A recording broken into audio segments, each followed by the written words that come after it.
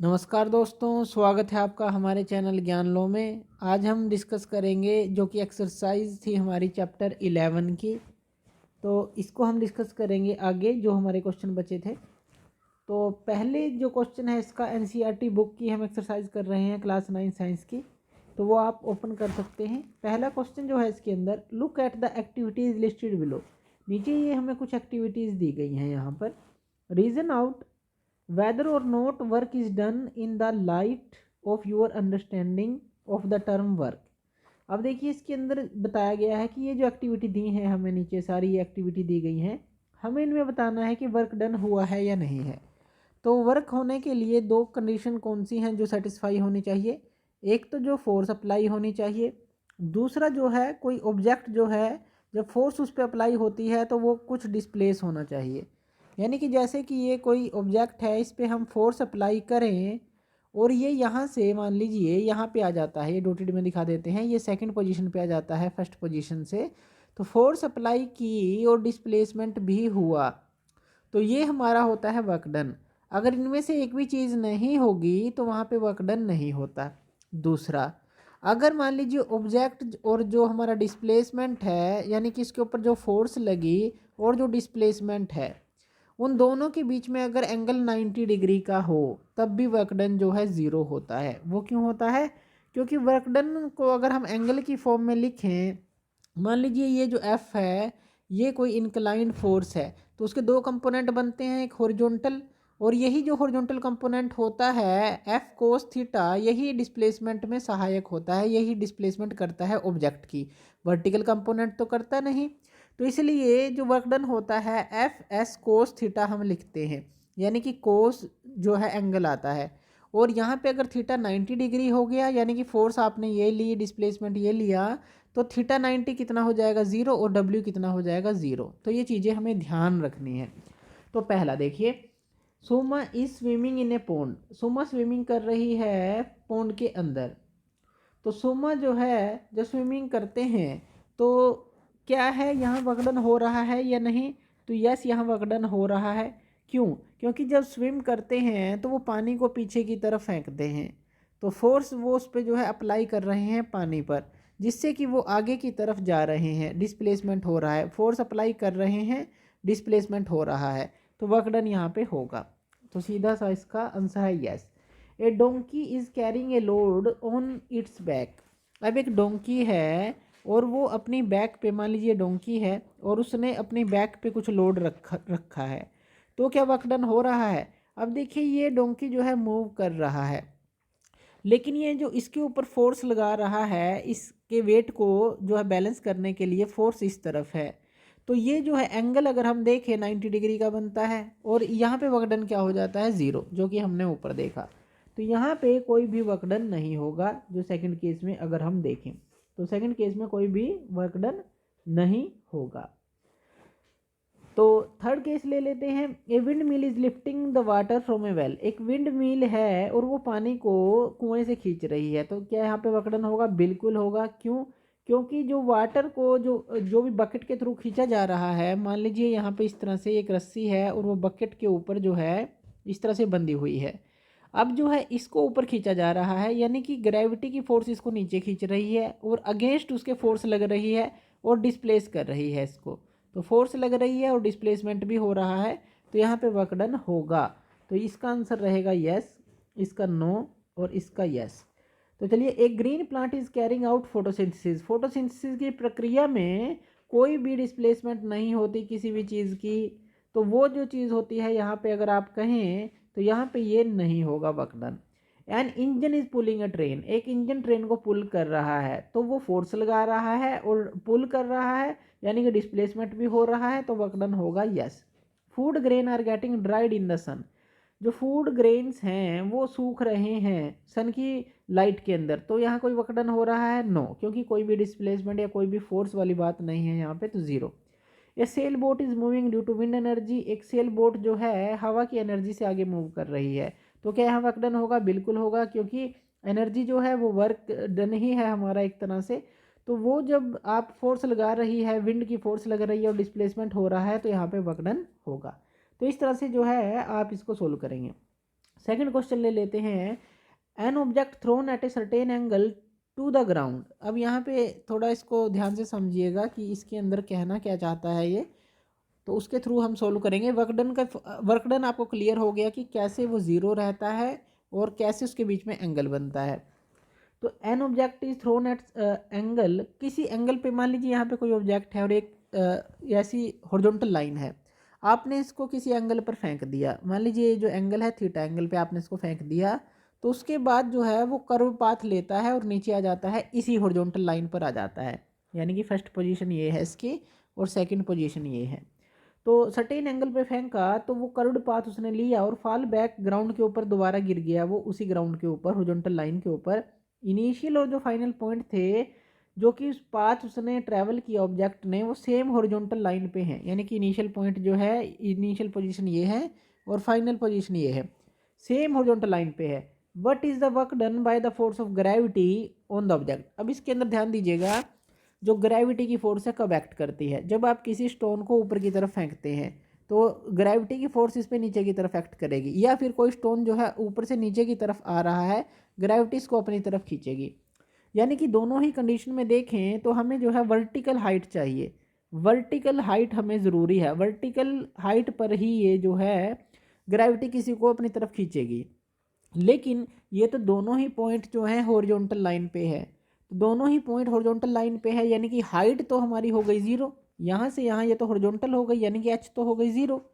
और यहाँ पे जब हाइट पे आप ले जाते हैं तो यहाँ पे पोटेंशियल एनर्जी बनती है, जिसको हम W के इक्वल टू लिख सकते हैं mgh, यानी कि जितना वर्क डन आपको करना पड़ा इसको यहाँ से इस पॉइंट से सेकंड पॉइंट पर ले जाने के लिए, इतनी एनर्जी इसमें स्टोर हो जाती है, यानी कि इतना वर्क डन आपने किया।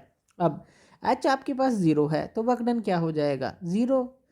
तो हाइट यहाँ पे ज़ीरो है, क्यों, क्योंकि हॉरिजॉन्टल प्लेन पर ही, ये हॉरिजॉन्टल लाइन पे ही दोनों पॉइंट है, हाइट तो कहीं भी नहीं है, तो ग्रेविटी तो हाइट पर ही एक्ट करती, हाइट ज़ीरो है तो वर्क डन भी ज़ीरो, यानी कि फोर्स ऑफ ग्रेविटी के थ्रू जो काम होगा वो ज़ीरो होगा, क्योंकि वर्टिकल हाइट हमारे पास नहीं है, हॉरिजॉन्टल पे ही हमारे सारे पॉइंट हैं, दोनों पॉइंट हैं। तो नेक्स्ट क्वेश्चन ले लेते हैं। नेक्स्ट क्वेश्चन सोल्व करते हैं। ए बैटरी जो है एक बल्ब को लाइट करती है, एक बैटरी पे आपने एक बल्ब को अटैच कर दिया, मान लीजिए यहाँ पे इस तरह से एक बैटरी है और बैटरी पर आपने एक बल्ब को अटैच कर दिया, दो वायर लगाई और यहाँ पे आपने एक बल्ब लगा दिया इस तरह से, मान लीजिए ये क्या है, एक बल्ब है। तो बैटरी से आप इसको अटैच करते हैं तो ये ग्लो करना स्टार्ट कर देता है, तो ये जलने लग जाता है, ग्लो करना स्टार्ट कर देता है। Describe energy change involve in this process, यानी कि इसके अंदर जो है एनर्जी चेंज हुआ वो कौन सा हुआ वो हमें बताना है। तो इसके अंदर देखिए जो बैटरी के अंदर केमिकल्स हैं हमारे, तो इसके अंदर तो होगी यहाँ पे जो केमिकल एनर्जी होगी, तो बैटरी की जो केमिकल एनर्जी है वो जब इसके अंदर केमिकल एनर्जी होगी तो वो इलेक्ट्रिकल एनर्जी में चेंज होगी जो इनकी वायर से चलेगी। तो केमिकल एनर्जी से तो इलेक्ट्रिकल एनर्जी बनी, इलेक्ट्रिकल एनर्जी जो है इस बल्ब के पास जाएगी, यानी कि ये जो है जलने लग जाएगा, ग्लो करने लग जाएगा, तो ये हमारी लाइट एनर्जी में कन्वर्ट हो जाएगी।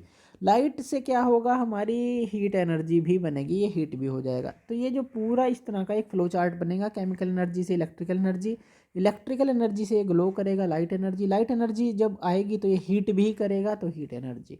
तो ये सारी प्रोसेस जो है इसके अंदर हमारी आएंगी। तो इस तरह से ये सारी प्रोसेस का एक चार्ट सा आप बना सकते हैं। नेक्स्ट क्वेश्चन लेते हैं। Certain force acting on A 20 kg मास, तो एक 20 kg मास है और उसके ऊपर जो है कुछ फोर्स जो है एक्ट कर रही है, तो हमें क्या बताना है कि जो इसकी वेलोसिटी है 5 मीटर पर सेकंड से 2 मीटर पर सेकंड रह जाती है। वर्क डन हमें कैलकुलेट करना है जो कि फोर्स ने इसके ऊपर लगाया है। अब देखिए इसके अंदर हमें क्या दिया है, जो मास दिया है वो तो दिया है 20 kg, तो मास दिया है हमें 20 kg, और जो वेलोसिटी है हमें वो दी गई है कि वो 5 मीटर सेकंड से जो है 2 मीटर पर सेकंड पर वो रह जाती है। यहाँ पे देखिए 5 मीटर सेकंड से 2 मीटर पर सेकंड पे वो आ जाती है। तो देखिए वर्क डन निकालना है। अब हमें पता है जो वर्क डन होता है वो चेंज इन काइनेटिक एनर्जी के बराबर भी होता है, चेंज इन काइनेटिक एनर्जी के, जिसको आप डेल ई बोल सकते हैं, कि इसके बराबर होता है वर्क डन। ये भी हम चैप्टर में देख चुके हैं। अब देखिए जो चेंज इन काइनेटिक एनर्जी आप निकाल लीजिए, मान लीजिए ई के जो है जब 5 हमारी वेलोसिटी है तो उसके लिए मास आपको 20 दिया है, तो मास इंटू वी स्केयर, तो 5 का स्केयर आप कर दें तो ये क्या आ जाएगा यहाँ से 10 और 5 5 से 25 और 25 को 10 से मल्टीप्लाई करेंगे, ये तो आ गया 250। तो काइनेटिक एनर्जी आ गई एक तो 250 जूल और दूसरी kinetic energy half m v square, m तो उतना ही रहेगा, वी यहाँ पे 2 मीटर पर सेकेंड हो गई है तो 2 का स्केयर। तो यहाँ पे जो है 10 2 2 जा 4 4 को 10 से मल्टीप्लाई करेंगे 40 जूल। तो ये फर्स्ट पॉइंट ले लीजिए, ये सेकंड ले लीजिए। तो चेंज इन काइनेटिक एनर्जी क्या होगी, सेकंड माइनस फर्स्ट, यानी कि 40 माइनस 250, ये कितना आ जाएगा 210 जूल। लेकिन ये माइनस का आएगा, क्यों, क्योंकि ये माइनस का यहाँ पर ये बड़ा है जो हमारी वैल्यू है, तो माइनस 210 जूल आ जाएगा। या ये माइनस साइन यहाँ पे क्या दिखाता है, ये नेगेटिव साइन दिखाता है कि जो फोर्स एक्ट कर रही है opposite to the motion of the object act कर रही है, तो ये दिखाता है। तो इस तरह से वर्क डन जो है आपका, इस तरह से आप निकाल सकते हैं चेंज इन काइनेटिक एनर्जी के थ्रू, वो उसी के बराबर होता है। ये भी हम चैप्टर में देख चुके हैं कि जो वर्क डन है वो चेंज इन काइनेटिक एनर्जी के बराबर किस तरह से होता है, ये आपको याद रखना है। तो नेक्स्ट क्वेश्चन ले लेते हैं। नेक्स्ट क्वेश्चन है a mass of 10 kg is at a point A on a table. अब कोई मास है, एक टेबल है आपके पास, पहले तो आप टेबल ले लीजिए, इस तरह से कोई टेबल है और कोई मास है इस टेबल के ऊपर यहाँ पे पड़ा है और इसका जो मास है वो कितना है 10 kg है। तो ये 10 kg का कोई ऑब्जेक्ट है और पॉइंट ए पर है ये।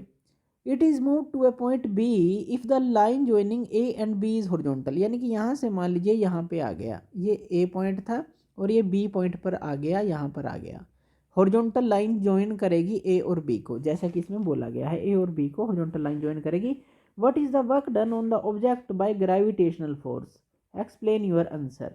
देखिए हमने बात की थी कि ग्रेविटी कहाँ पे एक्ट करती है, वर्टिकल हाइट के लिए। तो इसके लिए जो है वर्टिकल हाइट बहुत ही ज़रूरी है, क्योंकि वर्टिकल हाइट से ही जो है ये कोई चीज़ ऊपर से आएगी तो उसको ही अपनी तरफ खींचेगी, या किसी चीज़ को ऊपर फेंकेंगे तो उसको अपोज करेगी, अपनी तरफ खींचेगी।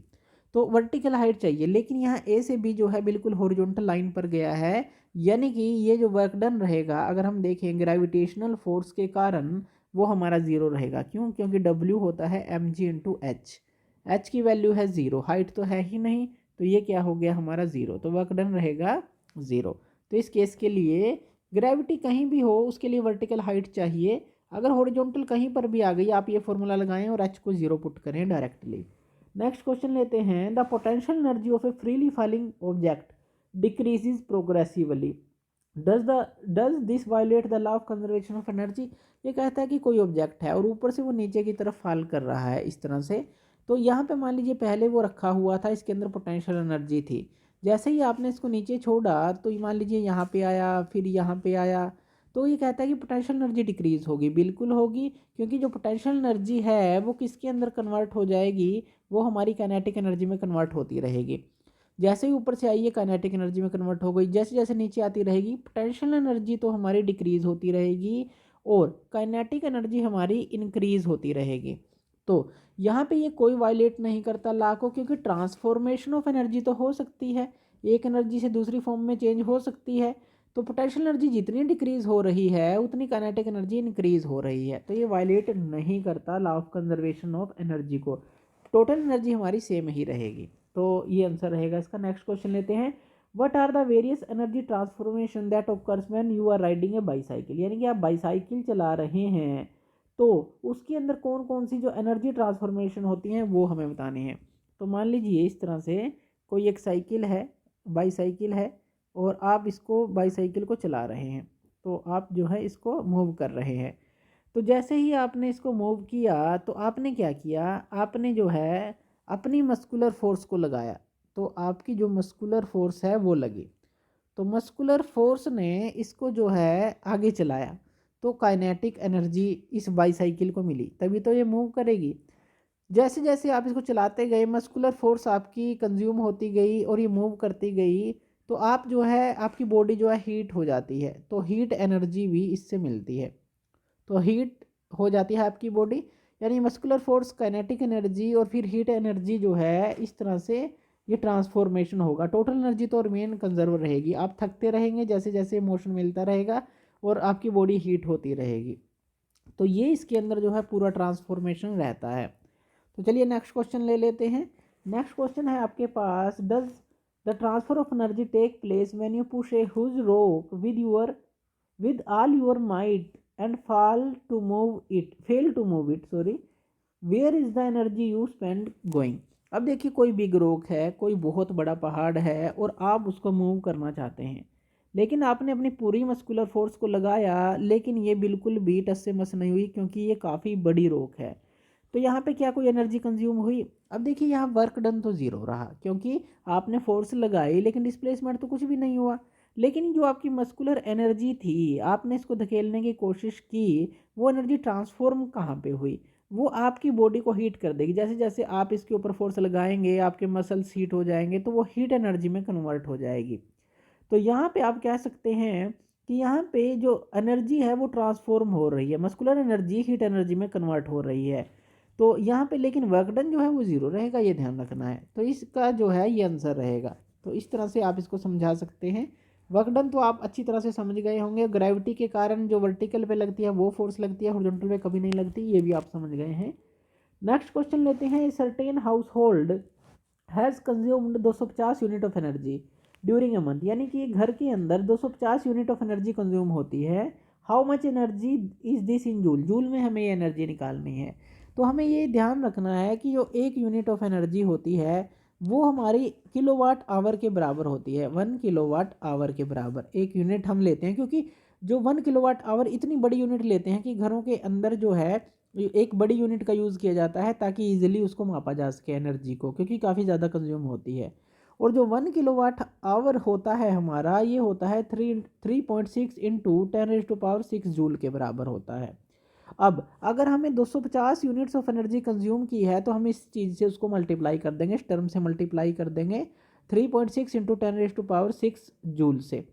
जब आप इसको मल्टीप्लाई करेंगे तो आपके पास लगभग आ जाएगा ये 9 इंटू 10⁸ जूल के करीब आ जाएगा। तो इतनी जो है वैल्यू जो है, क्योंकि 250 को आप जो है 36 से मल्टीप्लाई करें और जो ये ज़ीरो है यहाँ पे इस तरफ ऐड हो जाएगा। तो जब आप इसको पूरा सोल्व करेंगे तो 9 इंटू 10⁻⁸ जो 8 है, ये लगभग जो है आपका आंसर इसके अंदर आ जाएगा। अब इसको आप ऐसा भी कर सकते हैं, सोल्व करके देखना चाहें तो 3.6 है तो 36/10 इसको लिख लीजिए, इंटू 10⁻⁶ लिख लीजिए। अब यहाँ पे ये हो गया कैंसिल आउट, तो 25 इंटू 36 को आप मल्टीप्लाई करेंगे तो ये जो है आपको वैल्यू मिल जाएगी। तो इस तरह से ये क्वेश्चन सोल्व होगा। चलिए जो नेक्स्ट क्वेश्चन है वो ले लेते हैं। 1 किलोवाट आवर को याद रखना है 3.6 इंटू 10⁻⁴ जो है 6 जूल के बराबर होती है। उसके बाद नेक्स्ट क्वेश्चन ले लेते हैं। An object of mass 40 kg is raise to a height of 5 metre. कोई ऑब्जेक्ट है, मान लीजिए ग्राउंड है, और इस ऑब्जेक्ट को आप ऊपर की तरफ जो है यहाँ तक आप ले जाते हैं, और ये जो हाइट है मान लीजिए ये 5 मीटर की हाइट है above the ground. What is its potential energy? इसकी कितनी होगी? If the object is allowed to fall find its kinetic energy. तो इसकी पोटेंशियल एनर्जी पहले तो निकालनी है कि यहाँ पर ये कितनी हो जाएगी, फिर इसको छोड़ना है और फिर इसकी काइनेटिक एनर्जी निकालनी है। और फिर आगे भी हमें दिया है जब ये हाफ वे डाउन हो, जब ये आधे रास्ते में हो, तब हमें निकालनी है। तो ये सारी चीज़ें हमें इसके अंदर निकालनी है। तो देखिए पहले तो जो पोटेंशियल एनर्जी का फॉर्मूला है वो है mg/h। अब यहाँ पे देखिए जो आपको मास दिया गया है वो कितना दिया गया है। तो मास है आपके पास यहाँ पे 40 kg, तो मास 40 kg दिया है, 40 पुट कर लीजिए। जी की वैल्यू कितनी होती है आपके पास? 9.8 होती है। एच की वैल्यू आपको दी है 5 मीटर, तो 5 मीटर। आप इन तीनों को मल्टीप्लाई कीजिए तो ये क्या आ जाएगा? 40 इंटू 98, 98/10 कर लीजिए, पॉइंट को हटा दीजिए, यहाँ 5 आ गया, ये 4 आ जाएगा। 20 और 98 को जब आप मल्टीप्लाई करेंगे तो ये आ जाएगा 1960 जूल, ये आ जाएगा। यानी कि जो ये है इसके अंदर पोटेंशियल एनर्जी इतनी रहेगी। अब जब ये जो है नीचे की तरफ आएगा तो पोटेंशियल एनर्जी ही तो काइनेटिक एनर्जी में कन्वर्ट होगी, यानी कि टोटल पोटेंशियल एनर्जी इतनी है। और जब ये हाफ वे पर आया तो पोटेंशियल एनर्जी क्या होगी ऑब्जेक्ट की हमारी? वो हमारी हो जाएगी इसका हाफ, बिल्कुल इसका हाफ। 1960 को 2 से हम डिवाइड कर देंगे, यानी कि यह आ जाएगी 980 जूल के बराबर आ जाएगी। अब इस पॉइंट के ऊपर जो जब ऑब्जेक्ट यहाँ पे हाफ वे पर है, पोटेंशियल एनर्जी और काइनेटिक एनर्जी दोनों हैं इसके अंदर, क्योंकि पोटेंशियल एनर्जी काइनेटिक एनर्जी में चेंज हो रही है जैसे ये ऊपर से नीचे की तरफ आ रही है। और हाफ वे में kinetic energy of the object जो है बिल्कुल पोटेंशियल एनर्जी के बराबर होगी, क्योंकि आधे रास्ते में है, यानी कि टोटल पोटेंशियल एनर्जी जो है आधे रास्ते में आकर आधी रह जाएगी, यानी कि ये जो हमने निकाली यही रह जाएगी, या कहें कि आधी वो काइनेटिक एनर्जी में कन्वर्ट हो जाएगी। यही हमारा आंसर होगा इस केस के लिए। तो इस तरह से आप इस क्वेश्चन को सॉल्व कर सकते हैं। चलिए जो नेक्स्ट क्वेश्चन है वो ले लेते हैं। नेक्स्ट क्वेश्चन है हमारे पास, what is the work done by the force of gravity on a satellite moving around the earth, justify your answer. अब मान लीजिए अर्थ है और अर्थ की ये ऑर्बिट है मान लीजिए, और इसमें कोई सैटेलाइट मूव कर रहा है, तो अर्थ के कारण जो है इस पर कोई वर्क डन हो रहा है वो हमें बताना है। अब देखिए जो सैटेलाइट है वो इस तरफ मूव कर रहा है, और अर्थ की मान लीजिए जो ग्रेविटेशन फोर्स है वो इस तरफ मूव कर रही है। दोनों के बीच में एंगल देखें 90 डिग्री का बनता है। तो अगर एंगल 90 डिग्री का बने तो हमारा F S cos theta, theta अगर 90 डिग्री हो जाए तो वर्क डन क्या हो जाता है, ज़ीरो हो जाता है। तो इस केस में देखें तो जो हमारा वर्क डन है bye the force of gravity की बात करें, bye the force of gravity, तो यहाँ पे सैटेलाइट जो मूव कर रहा है वो उसके ऊपर कोई भी वर्क डन नहीं होगा, क्योंकि जो डायरेक्शन ऑफ फोर्स जो है परपेंडिकुलर है डिस्प्लेसमेंट के, तो वर्क डन हमारा जीरो रहता है। सैटेलाइट मूव करता है अराउंड द अर्थ, और उसकी जो direction of force of gravity होती है सैटेलाइट की वो परपेंडिकुलर है डिस्प्लेसमेंट के, तो इसलिए 90 डिग्री का एंगल बनता है, और यहाँ पे हमारा जो वर्क डन है अर्थ के द्वारा सैटेलाइट पर जीरो रहता है। तो इस तरह से आप समझ सकते हैं। नेक्स्ट क्वेश्चन लेते हैं। नेक्स्ट क्वेश्चन है हमारे पास, can there be displacement of an object in the absence of any force acting on it. क्या कोई ऐसा ऑब्जेक्ट हो सकता है कि कोई भी फोर्स एक्ट ना कर रही हो फिर भी डिस्प्लेसमेंट हो ऑब्जेक्ट में। तो आप सोचिए और इसका आंसर दीजिए। तो इसके अंदर देखिए हमें क्या करना है, इसके अंदर ऐसा हो सकता है अगर कोई ऑब्जेक्ट जो है कांस्टेंट वेलोसिटी के साथ चल रहा हो, कांस्टेंट वेलोसिटी के साथ।